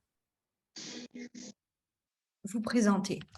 Certains se connaissent, certains ne se connaissent pas. Vous présentez. Vous allez discuter un petit peu. Vous allez dire un fun fact de vous. Un fun fact. Un fun fact, c'est quelque chose, ben, je sais pas, ben, j'aime cuisiner des gâteaux. Voilà, ça peut être ça. Ou ça peut être, j'ai visité le monument de la Dépendance 10 fois. Quelque chose comme ça. OK? Donc, vous vous présentez, vous mettez un fun fact. Madame, Maintenant, autre chose que vous allez faire. Vous allez ouvrir votre caméra pour tester que vous pouvez ouvrir votre caméra. Vous allez parler. Hein, donc, normalement, pour vous présenter, vous allez parler aussi. Hein.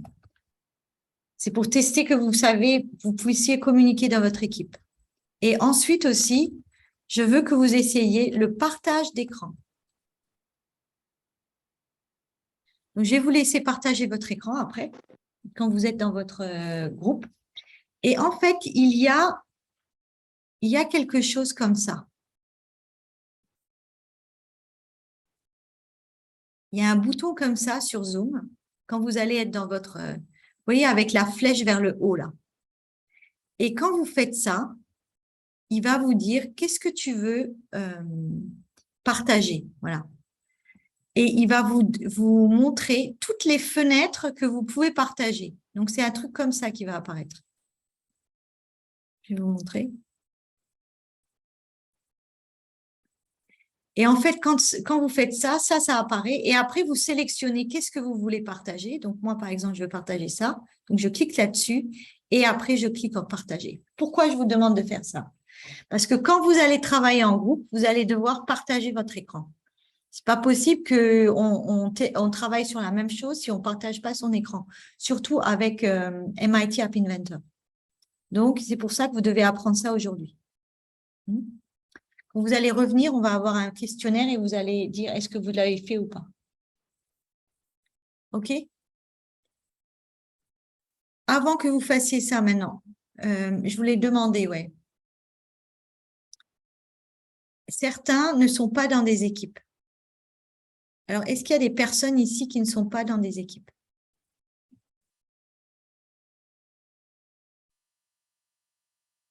Oui, moi. Il peut y avoir des équipes de une personne. Hein. Si cette personne veut travailler seule, équipe 14, il y a un étudiant. Il n'y a pas un étudiant. Je sais pas, j'ai pas compris parce que équipe 14, il y en a 3. Là, il nous manque le nom de famille. Mais par contre, il y a une équipe où il y a 4 personnes. Là. Il faut changer là. Cher Ibrahim Agnès, il faut aller dans une autre équipe. Hein. Donc, je vous mets dans vos équipes.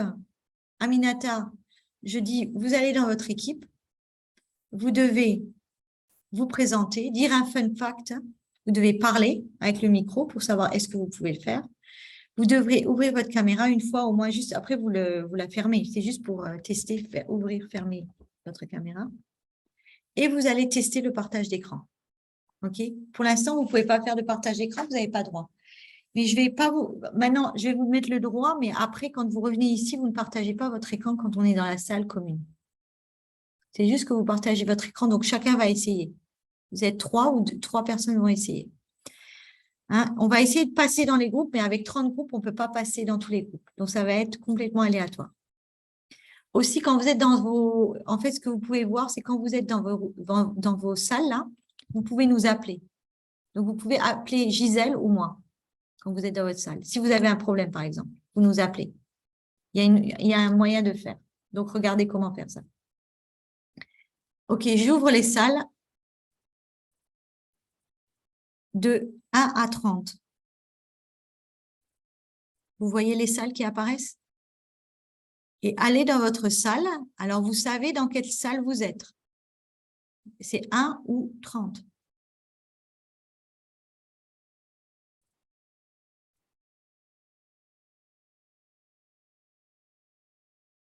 Ceux qui n'ont pas d'équipe, vous restez là. Vous restez dans la salle principale. On va gérer ça dans la salle principale.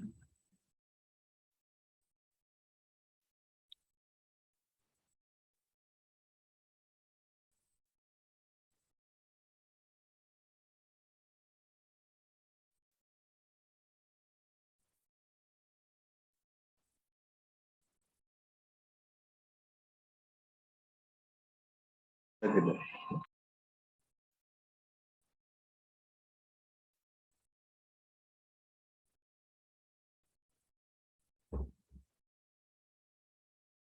Et si certains, par exemple, sont dans une salle et n'arrivent pas à y aller, vous me le dites aussi, parce que je peux, moi, vous mettre dans votre salle.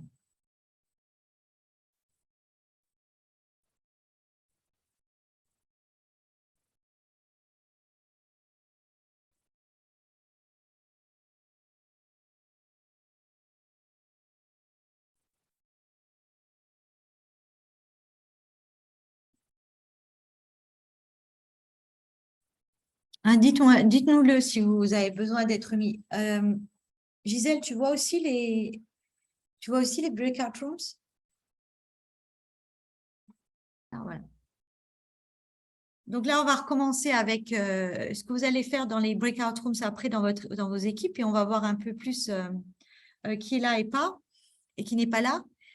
Mais vous allez faire une application mobile Android. Ce n'est pas une application mobile, c'est pas une application iOS. Parce que si on voulait faire du iOS, on n'est pas, comme on dit, on n'est pas sorti de l'auberge. La plateforme est vraiment bloquée et donc c'est pas possible. C'est pour ça Android, c'est pas bloqué. Ok, donc le thème, je vous rappelle, quel est le thème? Est-ce que je peux faire une application mobile sur les animaux du Sénégal ou pas? Non. Non. Donc quel est le thème? Comment faire de l'Internet un lieu sûr. Voilà. Comment faire de l'espace digital un lieu plus sûr? C'est ça. Voilà. Ouais. Donc c'est ça votre thème. Hein, donc vous avez vu qu'on a du matériel. Donc revoyez le matériel. Ça peut être, vous pouvez faire un jeu. Vous pouvez faire un cas, comme on a vu là l'histoire là de. Vous pouvez faire où on aurait là comme c'est un espèce de jeu où vous dites qu'est-ce que je dois faire avec le caractère le personnage à la prochaine étape. Hein, vous pouvez dire ok, Aminata a vu ça ou ça. Vous lui conseillez de faire quoi? Et puis il y a plusieurs choix. Ça peut être un jeu comme ça. Ça peut être des jeux plus, ou ça peut être des apps plus, une app qui suggère des mots de passe et qui dit combien de temps il faudrait pour craquer ce mot de passe, donc 10 secondes, 20 ans, une éternité, etc. Ça peut être une application de sensibilisation sur des problèmes particuliers qu'on a énoncés. Maintenant aussi, ne faites pas une application qui veut faire tout. Ça ne va pas marcher. Il va falloir vous focaliser. Vous n'allez pas discuter votre sujet d'application ici, aujourd'hui, ni au début du programme.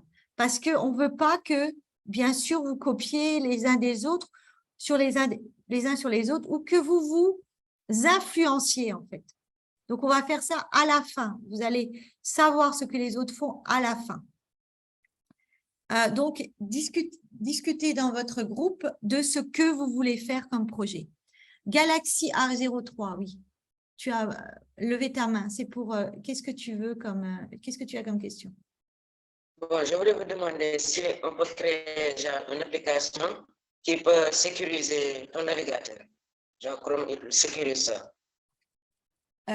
Oui, mais ça, si tu veux le faire automatiquement, que ton app elle fasse ça, ça va être très, très compliqué.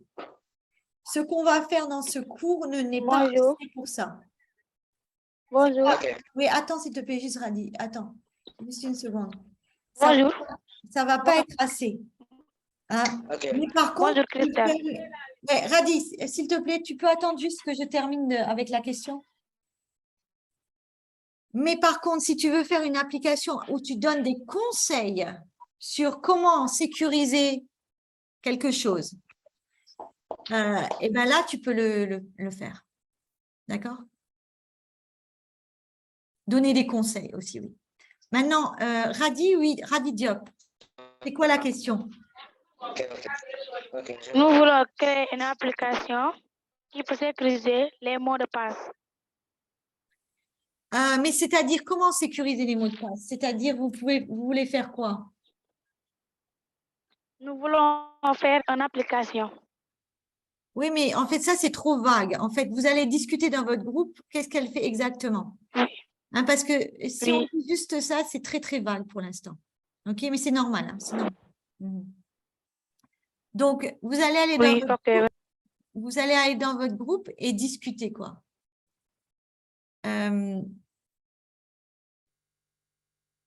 Donc, vous allez faire du brainstorming. Quand on va, la semaine prochaine, on fait le développement mobile. Hein.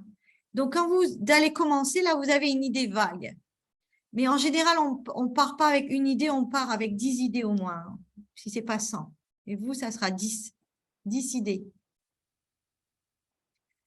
Sur ces 10 idées, après, vous allez en choisir une à la fin.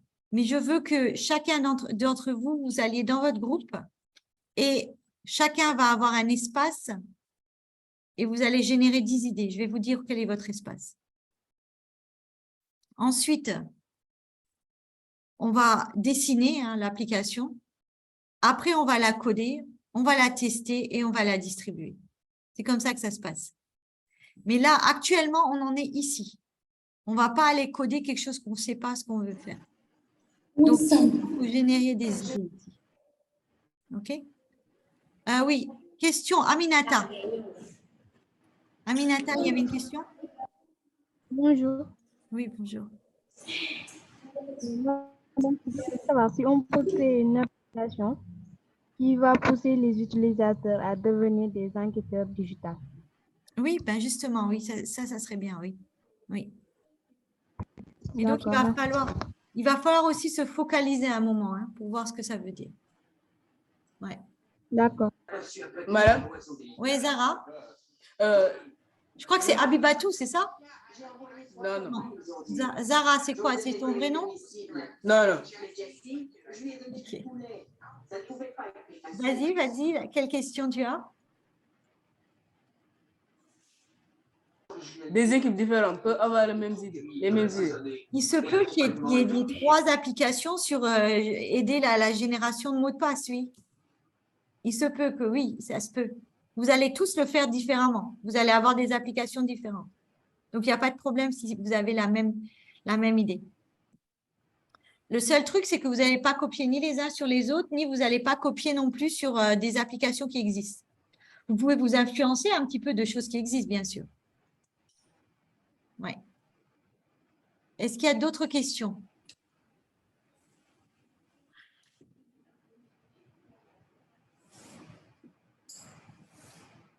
Donc, là, ce qu'on va faire aussi ce week-end, nous, on va créer les équipes dans Discord.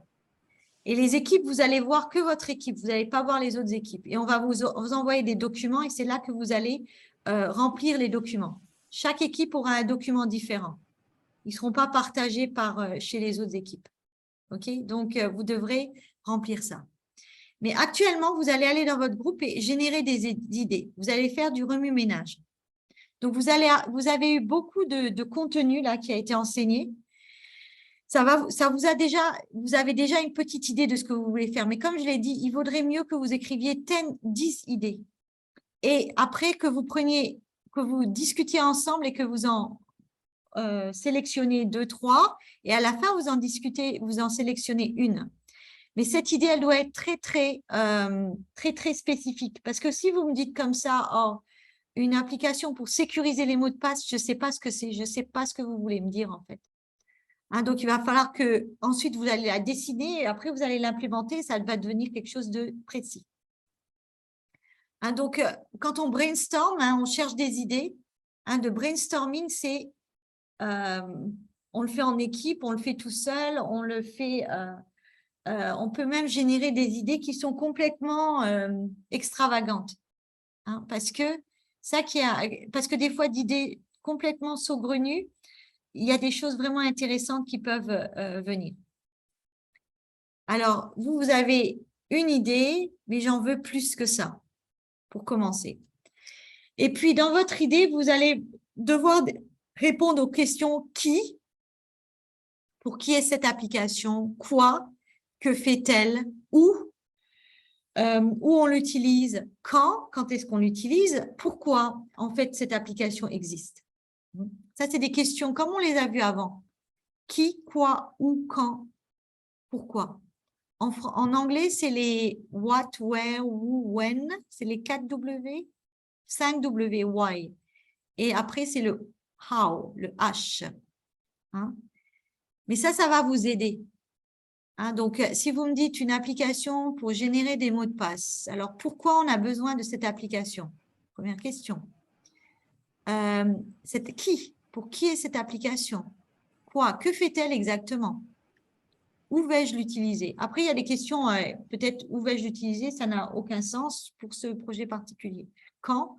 Quand vais-je l'utiliser? Ben, peut-être je vais l'utiliser quand je dois trouver un nouveau mot de passe pour une application. Hein, des fois, on change ses mots de passe régulièrement. Oui, Aminata, oui, bien sûr. De toute façon, on veut vous envoyer un lien où vous allez mettre les idées là-dedans. Même vous n'avez pas besoin de le créer vous-même. On va le créer nous et on va vous le donner dans votre équipe. Mais pas maintenant là, parce que créer 30 fichiers, ça va être compliqué. Donc ça, on le reverra après. Mais ce qu'il faudrait que vous fassiez, c'est 3 idées. Si on était en face à face, là, en fait, on vous demanderait de le faire sur papier, sur post-it. Et comme on n'est pas en face à face, oui, il va falloir le faire dans une présentation. Donc là, le travail d'équipe commence. Maintenant, donc, ce qui se passe, c'est que donc vous allez aller dans votre breakout room et faire ça. Donc, comme on le voit, il y a des équipes qui ne vont pas exister ici. Donc, les personnes qui vont se retrouver dans des équipes qui ne marchent pas, eh ben, elles vont, après, on va leur dire, OK, vous allez créer une autre équipe, quoi. Hein, vous allez créer une équipe ensemble.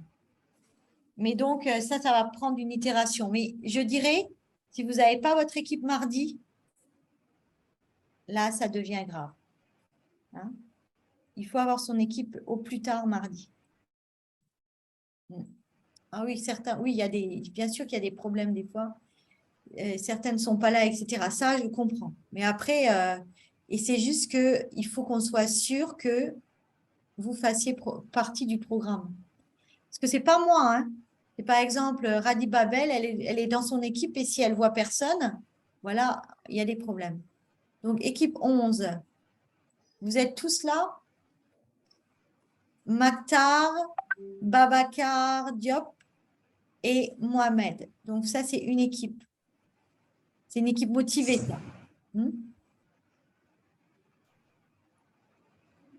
OK? Donc, allez dans votre équipe maintenant et commencez à réfléchir. Dernière question, Mohamed, oui. Oui, moi, je voulais dire que je ne suis pas dans mon équipe là. Mais tu n'es pas Mohamed Samb? Oui, c'est moi, Mohamed Samb. Tu n'es pas dans l'équipe 11? Oui, je suis dans l'équipe 11. Voilà. Mais on a des petits groupes. Je n'ai pas compris. Moi, je pense qu'on a créé un lien pour faire intégrer les personnes dans le groupe. Tout à l'heure. Non, il n'y a personne.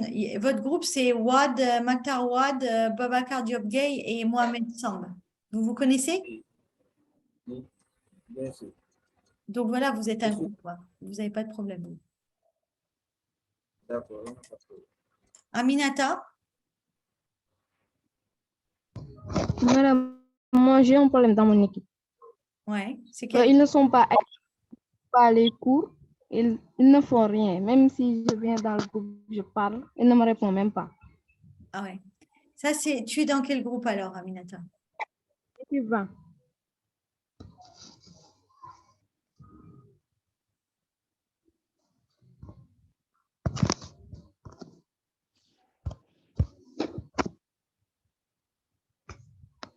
Ok, donc Aminata Dia. Il faut qu'on trouve une autre équipe alors. Oui. Madame, Oui. est-ce que moi, Ouais. Moi, Aminata et Hadi Babel, est-ce qu'on peut former une équipe? Vu que nous trois, nos équipes, personne n'y vient. Vous m'oubliez, moi.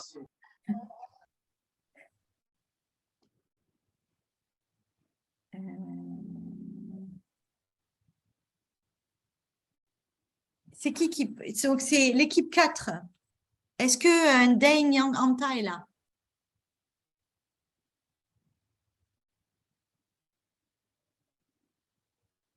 Est-ce que Radidiatou Diaraté est là? Est-ce que donc Aminata, est-ce que tu veux être avec Mamadou?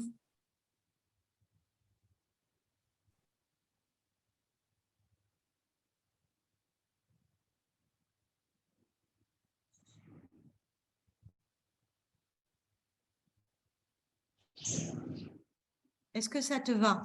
Aminata Dia? C'était quelle équipe ça encore?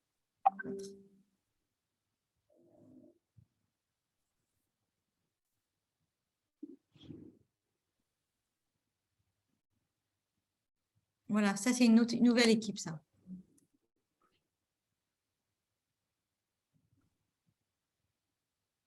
Alors, oui, maintenant, Mamdiara Bousso, oui. Oui, madame, moi, je voulais changer d'équipe. Ouais. Tu es dans quelle équipe? J'étais au niveau de l'équipe 27. Ok, tu veux aller dans quelle équipe?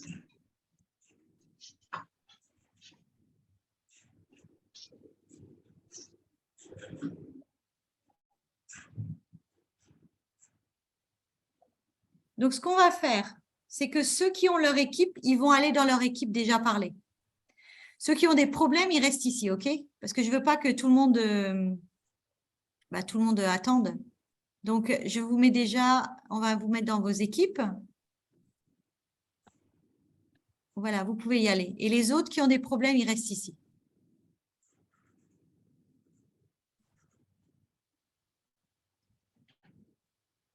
Donc, Mamdiara Bousso Diop, oui, tu veux aller dans quelle équipe alors?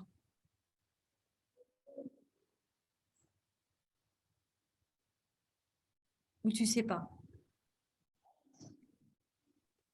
Je ne sais pas encore, mais je veux juste changer d'équipe.